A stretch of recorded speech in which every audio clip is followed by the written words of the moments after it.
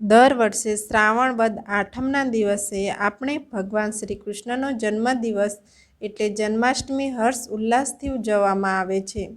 આ વર્ષે કૃષ્ણ જન્માષ્ટમી 26 ઓગસ્ટ સોમવારના રોજ ઉજવવામાં આવશે. આ પવિત્ર તહેવાર પર હું તમારા માટે ગુજરાતીમાં શ્રી કૃષ્ણ જન્માષ્ટમીની વાર્તા લઈને આવી છું.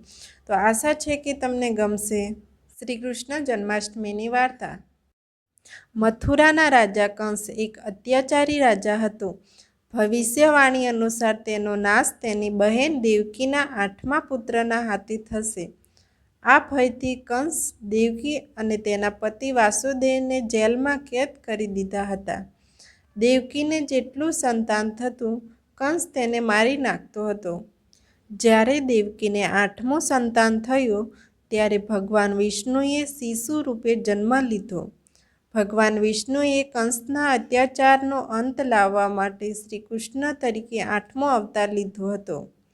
વાસુદેવ શ્રી કૃષ્ણને ગોકુલમાં તેમના મિત્ર નંદ અને યશોદા પાસે સુરક્ષિત રીતે પહોંચાડી દીધો અને તેની જગ્યાએ તેમનો પુત્રીને લઈને જેલમાં પાછો ફર્યો. કંસે તે પુત્રીને મારી નાખી. શ્રી કૃષ્ણએ ગોકુળમાં પોતાનું બાળપણ ગોપાળો સાથે રમતગમત કરીને વિતાવ્યું. તેઓ રાક્ષસોને વધ કરતા હતા અને ગોપીઓ સાથે રાસલીલા રમતા હતા. શ્રી કૃષ્ણ બાળપણથી જ બહુ બુદ્ધિમાન અને બળવાન હતા. જ્યારે શ્રી કૃષ્ણ યુવાન થયા ત્યારે તેઓ મથુરા ગયા અને કંસનો વધ કર્યો. આમ તેમણે મથુરાના લોકોને કંસના અત્યાચારથી મુક્ત કર્યા. શ્રી કૃષ્ણના જીવનમાંથી આપણે ઘણું બધું શીખી શકીએ છીએ. તેમણે આપણને ધર્મ, ન્યાય અને પ્રેમનો માર્ગ બતાવ્યો. તેમનું જીવન આપણને સારું કર્મ કરવા અને દુષ્ટતાનો પ્રતિકાર કરવા માટે પ્રેરણા આપે છે. શ્રી કૃષ્ણના જન્મદિવસને જન્માષ્ટમી તરીકે ઉજવવામાં આવે છે. આ દિવસે લોકો મંદિરોમાં જઈને શ્રી કૃષ્ણની પૂજા કરે છે.